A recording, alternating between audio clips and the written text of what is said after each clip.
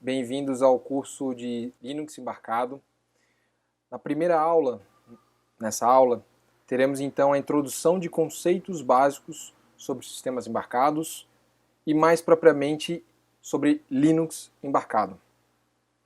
Bom, eu trago aqui nessa primeira aula definições encontradas na literatura de sistemas embarcados, exemplos de sistemas embarcados que são produtos ou que a gente encontra no mercado que utiliza sistemas embarcados, Linux versus Linux embarcado, ou seja, Linux desktop versus Linux embarcado. Aqui a diferença entre os dois sistemas, o Linux para desktop e Linux para embarcado. A questão da licença e o Linux embarcado, essa relação, entendimento de software livre. Arquitetura básica para Linux embarcado, componentes do sistema de Linux embarcado, hardware, comumente ou muito comum utilizado para Linux embarcado, e ferramentas também utilizadas para o desenvolvimento de software embarcado voltado a Linux embarcado. Bom, a primeira definição então que eu trago aqui encontrado na literatura diz que um sistema embarcado é uma combinação de hardware e software, talvez algumas partes adicionais, seja ela mecânica ou eletrônica, que é projetado para um fim específico, para uma função específica. Uma outra definição complementar diz que um sistema é um sistema informatizado dedicado à realização de um conjunto específico de funções do mundo real, em vez de fornecer um ambiente de computação generalizada. Aqui o que ele quer dizer com ambiente de computação generalizada seria um PC, é uma arquitetura de propósito geral, de fins gerais, não tão específico.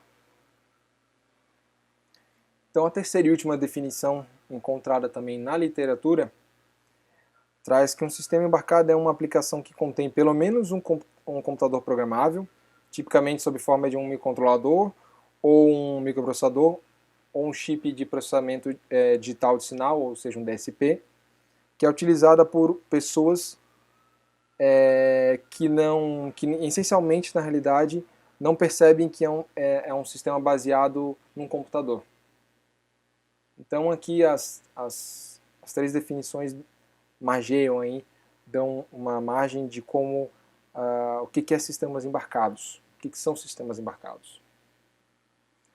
O que a gente encontra então, o que existe hoje no mercado, quais são os exemplos que a gente tem de sistemas embarcados? Bom, mais à esquerda ali no canto superior, temos um roteador Wi-Fi, esse mesmo que a gente usa em casa para conectar os nossos dispositivos móveis e os computadores à rede Wi-Fi ou internet. Então, o Wi-Fi ele é um sistema embarcado de fim definido, no caso, propósito definido, no caso aí atuando na área de redes, né, prover essa conexão para nós, usuários. E esse que está aí especificamente da AirLive, ele usa Linux. Então, nele há um Linux embarcado. Esse específico ele usa uma distribuição de Linux embarcado que foi otimizada para aplicações de rede, chamada OpenWRT. Aplicações de comunicação, basicamente rede e telecom.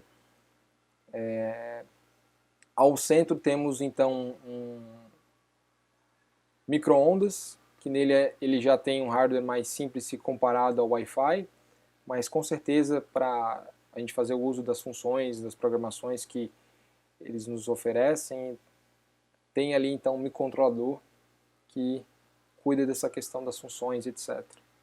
É um sistema embarcado, tem um sistema embarcado ali. No canto direito superior ali temos então uma máquina de cartão de débito ou crédito. Ela também tem um sistema embarcado ali, com certeza. E o último exemplo aqui que eu trago são as Smart TVs, que estão se tornando mais popular ultimamente nos últimos anos aí. Eu já trabalhei em alguns projetos que envolviam desenvolvimento de software para Smart TV e tem algumas arquiteturas aí que são utilizadas que na frente eu vou citar, mas basicamente boa parte dos fabricantes usam sim como base um Linux embarcado para prover todo o suporte para as aplicações que a Smart TV tem. Bom, a gente está falando, o curso é de Linux embarcado, então antes mesmo de falar de Linux embarcado propriamente dito, a gente precisa falar também de um pouquinho da história do Linux, né? Então eu trago aqui, lá em 1983, o Richard Stallman iniciou o projeto GNU e também lá se iniciou o conceito de software livre. E também o início do desenvolvimento do GCC, que é um compilador do GNU, projeto GNU, muito utilizado em linguagem C e C++, o GDB, que é o debugger do projeto GNU, a glib, etc. Já lá em 1991, Linus Torvalds lançou então o projeto Linux, que é um sistema operacional, o kernel do sistema operacional, baseado em Unix, ou seja, Unix-like, né? Juntamente com licença GNU, do projeto GNU, e entre outros componentes de software livre. Já lá em meados de 1995, então o Linux passou a ser amplamente utilizado em servidores, né? Começou a ter, ali em meados de 95, começou a ter um grande uso em servidores. Lá em meados dos anos 2000, então ele começou a ser bastante utilizado também em sistemas embarcados. Só uma nota aqui curiosa, a Samsung, o pessoal de pesquisa da Samsung, ano passado divulgou que o Android é o sistema operacional mais utilizado em smartphones que chamam de low-end, ou seja, smartphones com poder de processamento mais simples, né?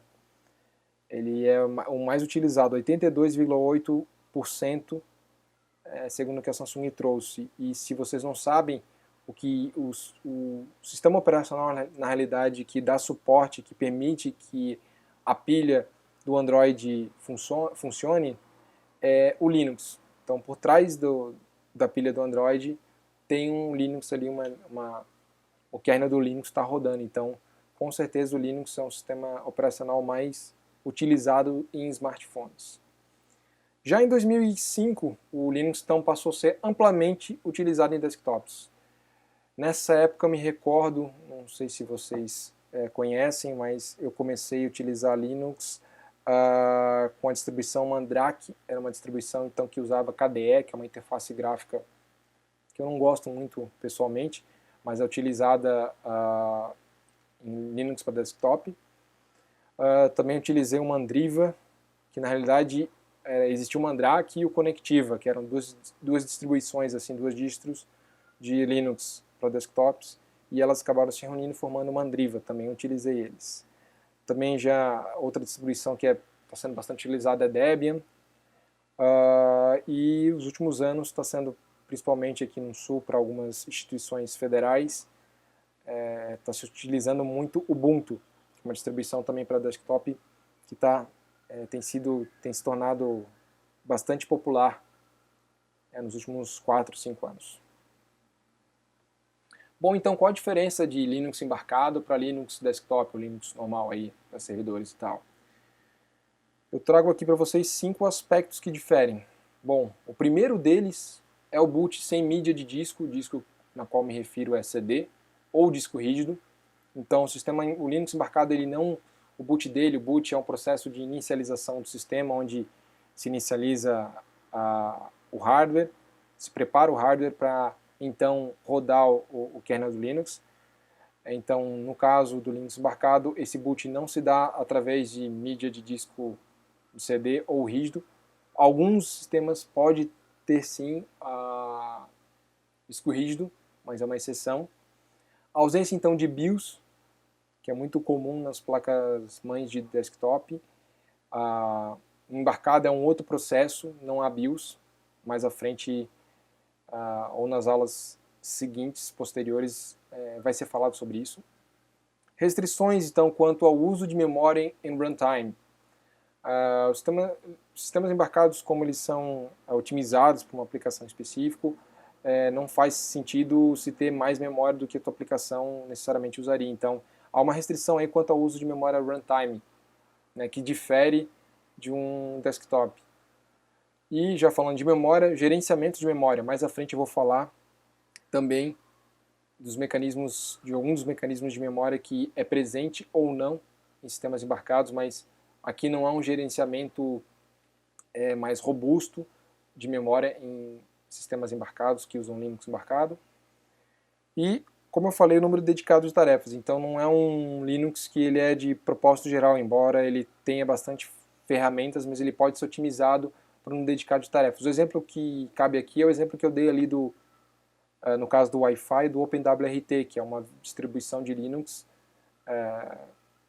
em que o kernel foi compilado, otimizado para tarefas relacionadas à rede, comunicações e telecom, etc. Bom, quanto à licença e Linux embarcado, bom, o Linux ele faz parte o Linux embarcado faz parte do mesmo projeto do que o Linux, então ele usa GNU, que é licença de software livre. E o que é considerado então, se considera um software livre, né? Por que um software pode ser considerado livre? É quando a licença dele permite no mínimo esses 4 graus aí de liberdade, né? A primeira delas é poder rodar o software para qualquer fim que seja, ou seja, para uso comercial ou não. Posso usar na minha faculdade, em projetos da faculdade, a fins comerciais para o meu produto, na minha empresa, etc. Outra é a liberdade para estudar como o software funciona e alterá-lo. Então aqui já traz um indicativo bem forte que isso implica, na realidade, no uso na disponibilidade do código-fonte. Então, com o código fonte em mãos disponível, a gente consegue, então, tem liberdade para estudar como o software funciona e fazer as alterações que a gente desejar, customizações, personalizações, otimizações, etc. A liberdade para redistribuir essas cópias. Então, quando a gente faz cópia de um software livre, né, de código aberto, a gente pode redistribuir. E a liberdade para distribuir as cópias de versões alteradas. Então, se a gente fizer otimizações, etc., a gente tem essa liberdade de distribuir elas. Então, é basicamente isso. Ele é a liberdade, essas 4 liberdades, e se estende a uso comercial e não comercial, sem distinção. Isso implica, então, em uso de disponibilidade, na realidade, do código-fonte, que pode ser alterado para atender às necessidades de um produto específico, otimizações, etc. Quais são, então, as vantagens de se utilizar open source em sistemas embarcados, ferramentas e componentes de software de open source? Bom, um dos principais aqui que eu vejo também é o reuso de componentes já existentes. Então, o Linux ele tem um vasto suporte aí tanto a hardware quanto a software para diversos protocolos e padrões. Padrões, por exemplo, como de rede, multimídia, bibliotecas de criptografia, etc.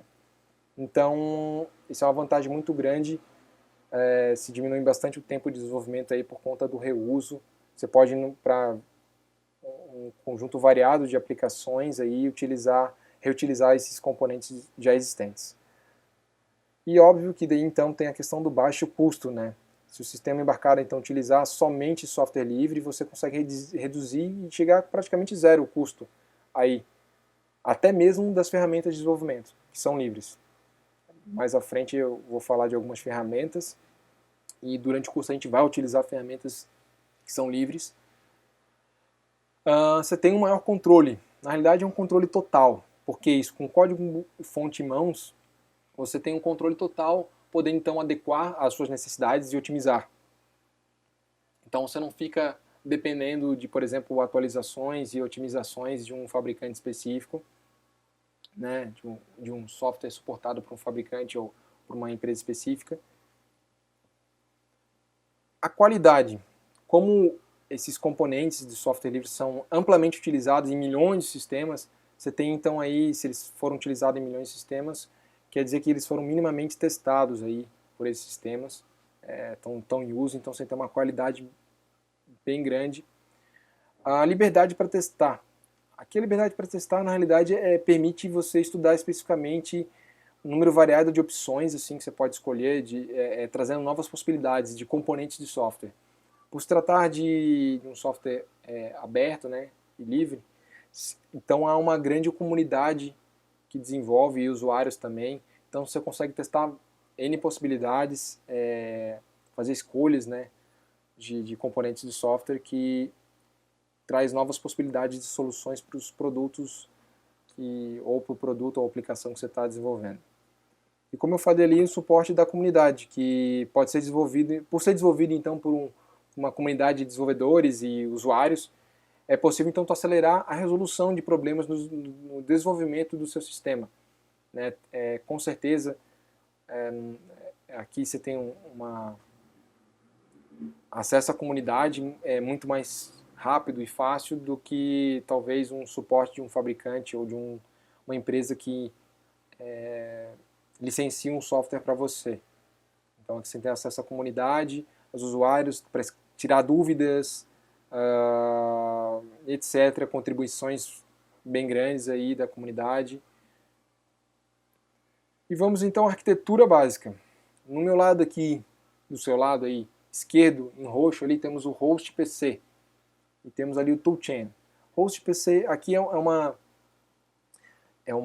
definição bem padrão, bem comum aqui de sistemas embarcados, somente falando de Linux. Que temos o host, que é o local onde a gente vai geralmente rodar as ferramentas necessárias para gerar o binário lá para o sistema embarcado, que é o que está à sua direita aí, um quadrado cinza, que também é conhecido como dispositivo-alvo. Então, host é nosso computador, nossa máquina utilizada para desenvolver o sistema, para compilar e gerar a imagem ou o sistema, o Linux e tal. E à direita, então, temos o dispositivo-alvo, que ali, na realidade, vai estar que é o sistema embarcado propriamente dito, vai estar a nossa aplicação, que ela pode ou não se comunicar com bibliotecas que a gente vai escrever da nossa aplicação, ou se comunicar até com bibliotecas C, bibliotecas padrões que dão suporte ao kernel do Linux, né? E suportam, na realidade, a nossa aplicação. Elas são como interfaces que permitem que a gente acesse o kernel do Linux. Então tem o kernel do Linux, o bootloader e o hardware. Eu já comecei a falar um pouquinho ali antes, mas isso são componentes. O primeiro componente então, é o hardware, que é um produto, né, é o teu produto propriamente dito, ou um protótipo, ou um kit de desenvolvimento, né? Mas um pouquinho mais à frente eu vou falar de como é que é minimamente esse hardware, como é que ele é composto. Temos então o bootloader, que em contraste com o que eu tinha falado antes quanto a BIOS, sistemas embarcados, a gente não tem BIOS, a gente tem um bootloader. Ele então é responsável pelo processo de inicialização do sistema e por carregar o kernel do sistema na memória. Temos também o kernel do Linux, que é o núcleo do sistema operacional, e então ele gerencia a CPU, a memória, os IOs e promovendo o serviço então, para a nossa aplicação, para a aplicação do usuário. O rootfs, que é o sistema de arquivo principal, né, que ele contém então todas as aplicações que já tem padrão no kernel no Linux, né, e bibliotecas também que provêm essa interface, como eu havia falado ali, entre o kernel e as aplicações do usuário. E os toolchains, que eu citei ali, no caso que a gente vai utilizar no nosso PC no host ali. E os toolchains são conjuntos, na realidade, de ferramentas para promoverem ou gerarem os binários dos sistemas. Esses binários eles podem rodar, no caso do Linux embarcado aqui, eles vão rodar no sistema embarcado, né? Mas toolchain, de forma geral, ele gera binário, que pode rodar na máquina host, no caso, ou no sistema embarcado. Mas no nosso caso aqui, o foco é no sistema embarcado, né? Então vamos lá. O hardware, basicamente, a maioria dos SOCs e sistemas embarcados que rodam Linux tem essa arquitetura aí, são compostos por isso, por um processador então de 32 bits, RISC, com comunicação, interface de comunicação aí sendo serial ART, geralmente utilizada para fazer a carga do firmware, ou seja, carregar a imagem do teu sistema na flash, na memória flash, ou também para debugger em alguns casos. Temos então a USB, que pode ser utilizada pela sua aplicação, Ethernet para comunicação também, wireless para comunicação, alguns hardwares já têm wireless embutido, ou seja, estão no SoC, no sistema em cima do chip, né, System on Chip, que tem, além do processador, já tem esse wireless modem, que pode ser, no caso ali, 802.11, a memória SRAM, então onde estará rodando ali sua aplicação e o kernel. E a memória flash onde também estará presente ali, armazenada, tanto o bootloader, quanto o kernel e quanto a sua aplicação. Então sobre hardware, a CPU, o kernel do Linux tem amplo suporte em diferentes arquiteturas de 32 e 64 bits, como o x86, IA4, ARM que também tem sido amplamente utilizado em smartphones e em outros projetos também, em outros produtos. PowerPC é uma arquitetura um pouco mais legada, em alguns projetos novos não está sendo tão utilizada. MIPS a mesma coisa, em alguns projetos também não estão sendo tão utilizados assim, mais recentes. Microblaze é uma arquitetura que é um soft core, ou seja, um processador que é desenvolvido em linguagem de descrição de hardware, que roda em FPGA. NIOS também é a mesma coisa, roda em FPGA. Blackfin é uma arquitetura que é bastante utilizada em projetos de telecom, inclusive lá no início o exemplo que eu dei do AirLive, se não me falha a memória, usa Blackfin, do AirLive, lá o roteador Wi-Fi. E o kernel do Linux não suporta microcontroladores, então precisa ter uma arquitetura aí, uma CPU mais robusta para poder rodar. Originalmente o kernel do Linux foi projetado para rodar em CPUs com suporte a MMU, que na realidade a gente vai ver mais à frente o que significa o MMU. Porém, há um projeto chamado MicroCLinux que permite que o Linux seja usado em sistemas sem suporte MMU. O Blackfin, se não me engano, a boa parte dos modelos dele não tem suporte MMU. Então, alguns projetos que usam aí Blackfin podem utilizar o MicroCLinux, que é uma distribuição também, se não me engano, com licença GNU, para rodar em arquiteturas que não possuem suporte a MMU. Vamos então à memória e armazenamento. Um sistema Linux mais enxuto, assim, ele pode rodar com até 8 MB de memória RAM, porém o ideal seria em torno de 32 MB, mas se você pode fazer na realidade otimizações e rodar com um sistema em capacidade de memória RAM inferior a 8 MB. Ele também permite o armazenamento então em memórias como Flash NAND, NOR, além de disco rígido, né, que é uma exceção, e cartões SDs, etc.